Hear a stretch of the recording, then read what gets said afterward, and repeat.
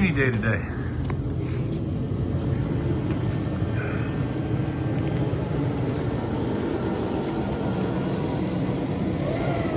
Got the Mama Brothers down. And we got the other horses.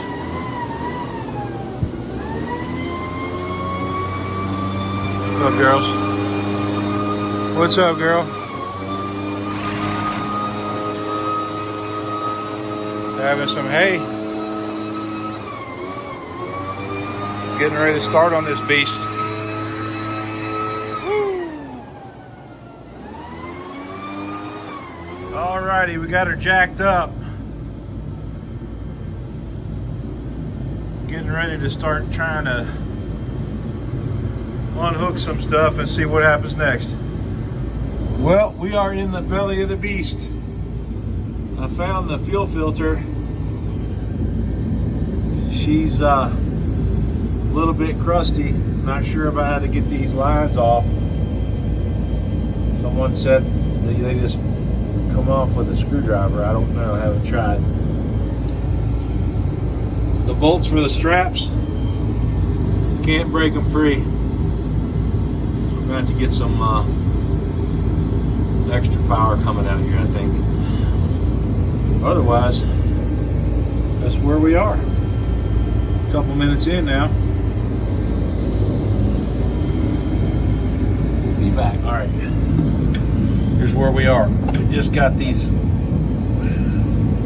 lines going in and out of the fuel filter separated. I didn't understand how they were supposed to be connected. Ended up breaking off these clips, and then I guess it released. But this thing is dripping, and the fuel is completely foul. I mean, really foul. All right, next step, how do we get the filter out of the filter housing situation?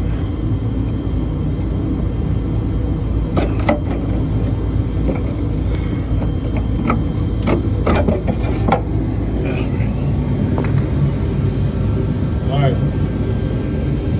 filter's out. All right, this is what we got out of the filter. We poured it out of both sides, the unfiltered and the filtered side. But man, there's some chunks and some bullshit in there. Can't imagine what's going to be in this tank that we're getting ready to get out of here. That's a little bit of a telltale. All right, we are unhooked and unplugged, getting ready to drop her. She's already getting, she's already moving on this side. Undoing the second strap. Got my boot here, kind of catch it if she falls.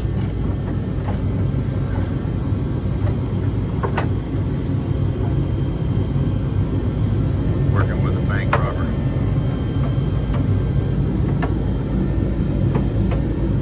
All right, getting that last strap. But we had to use the impact, by the way, to break those off. Very rusty.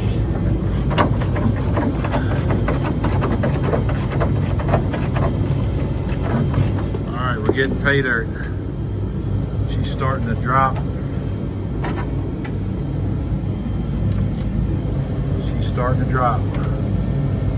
Now we got to angle her to the driver's side to allow that hose to come out of the tank, that rubber hose.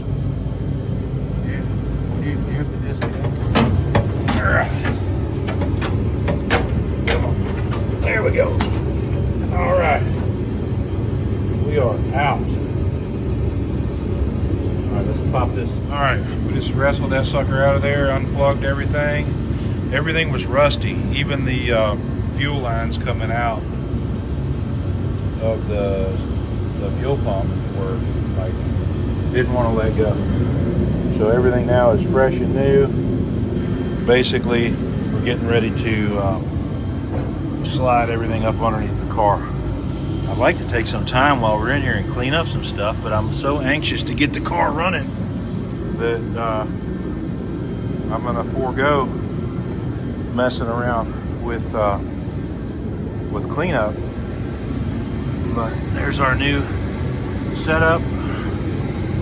We did have to use these little guys on one of the fuel lines. I don't know that some of these things had these clips that secured the fuel line to the barb.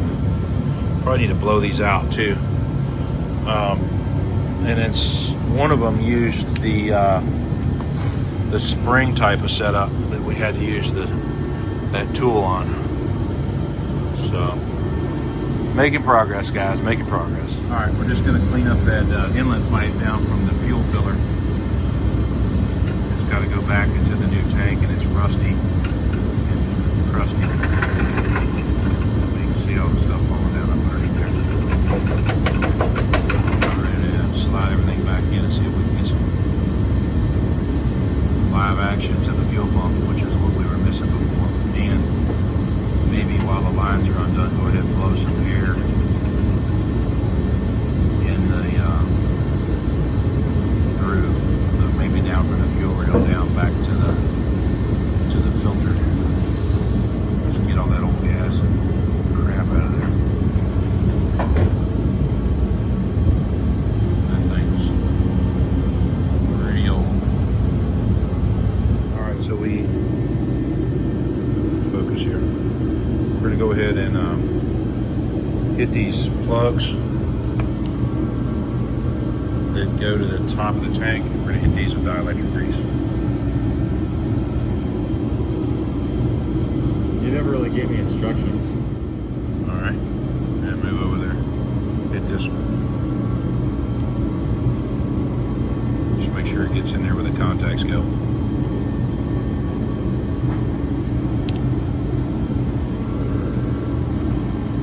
A little bit more.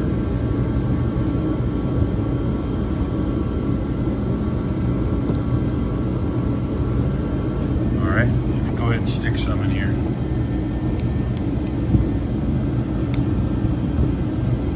In the hole? Yeah, just stick right down those pins. There you go. Keeps contacts good. Keeps out the moisture. All right, sweet. All right, we're just trying to get the last vent line off the car and plugged in. Yeah, it should just pull off. Keep pulling it? Yeah, just get yourself some room and just give it a good pull and twist.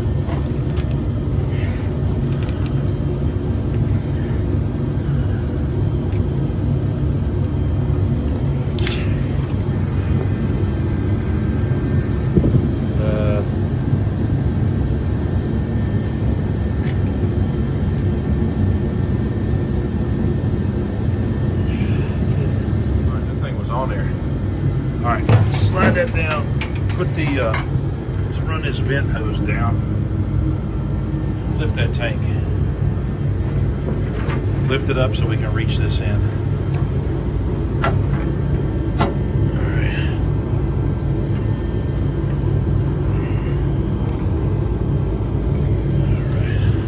Alright guys, this is taking longer than I thought because we're trying to be cautious and first time for doing this, but here's where we are.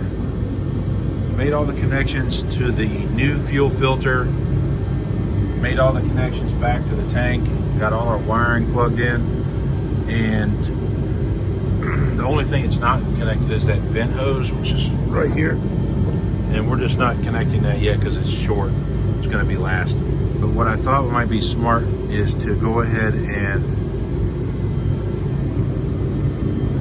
try to turn the key and see if we get the fuel pump kick in. See if we can hear it kick, and that way I'll have that, that peace of mind, and we'll go ahead and, remount everything. But I feel like it's smart just to double check. Well, we got everything down and hanging loose under the car.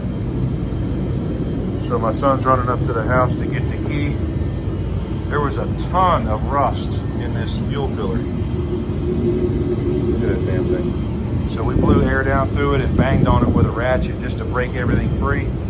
But I'm a little bit leery about that friggin' thing contaminating the tank and whatever else, but I'm sure it'll be fine. I don't know. We're not gonna know for sure until it's a problem, but it could be a problem. But anyway, that's where we're at. We're about ready to freaking button her up. Like I said, I know it's taking longer, but I mean, every time you do something for the first time, it's a little slower. So here's where we are. It is Saturday. We're getting ready to, in just a minute or two, know if we've got power to the fuel pump. If that was our problem the whole time. If you remember, in my very first video when I said we had a crank but no start, that was the main thing, was that the when you turn the key, everybody knows on a Foxbody, you turn the key, boom, first thing you hear is that pump in the trunk. You hear it kick on, you know you're pumping. And this car did not do that. So troubleshot the obvious things, the relays, the inertia switch.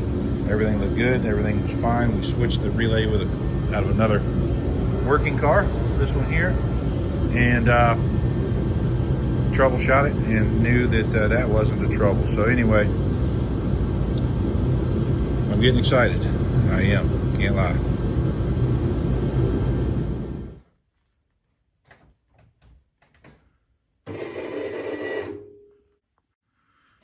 All right, awesome. We've got juice to the fuel pump. It made noise. We are getting close.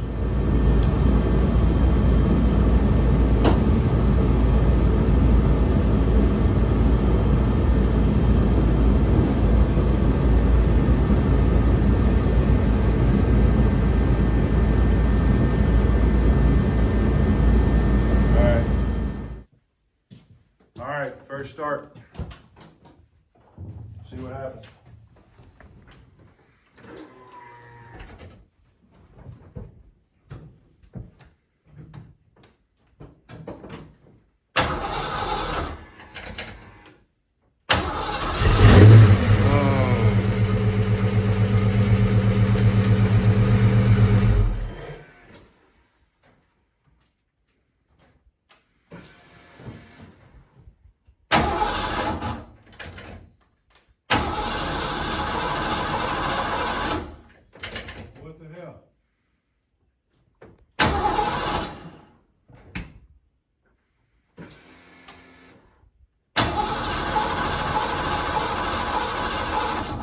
You heard it, the car fired right up. Didn't even take 2 seconds. But as soon as it started to idle, it shut off and it will not start again. We're checking for spark right now to see what's going on with that. We got fuel at the fuel rail. Obviously we put 5 gallons in the tank. I don't know what else it could be, honestly, for it to fire off that easy and then all of a sudden just go to nothing. I mean, it's positive and it's a positive situation and it's a negative situation at the same time. So we're gonna check for spark. All right, so we determined the car has no spark. Even though it fired and ran, it shut off, you know, right after a few seconds. We were getting fuel, pulled the spark plug, getting no spark at all. We started looking at the starter solenoid and found all kinds of melted wires. So this is labeled as a fusible link coming off the starter solenoid, which is pulled off now and sitting over here. I don't know what this goes to. We're trying to get the battery tray out of here now. I've got a bolt that's stripped off and everything's fighting me, but I think this is the problem. I don't know what this goes to or anything else, but that might be why we don't have any spark. This is the coil, and I can't see the coil just working and then dying right there that quick. Whatever this fat wire is, it comes out of the solenoid and goes underneath this battery tray that finally got up. So looks like, so it goes into this heavy shielded wire, goes down along the frame rail up the core support,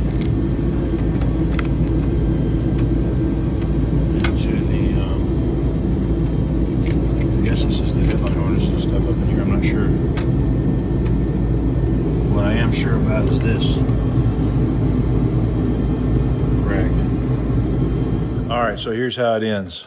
The car started, it idled, it shut off. Wouldn't start again. Check for spark, check for fuel. It's getting fuel at the fuel rail. No spark at all on the number one spark plug.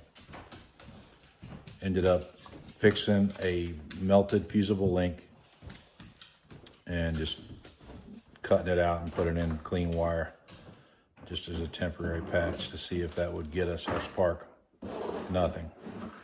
Then switched the coil with another coil from another car that I know works. Nothing. No spark. So I'm miffed. I don't know what to think or do. I don't know what controls the spark, if it's computer controlled beyond the coil, if the computer's talking to the coil. I don't know if that melted fusible link did other harm somewhere up the food chain. But what I do know for sure is the car started and ran, and now it won't start. So you guys let me know what you think. Now there's a lot of guys that are smart about these cars out there watching this video. Just let me know what you think it might be so I can chase some possibilities tomorrow. But right now I'm just frustrated. So that's where we're at. Thanks for following along, and look forward to your comments. Thanks.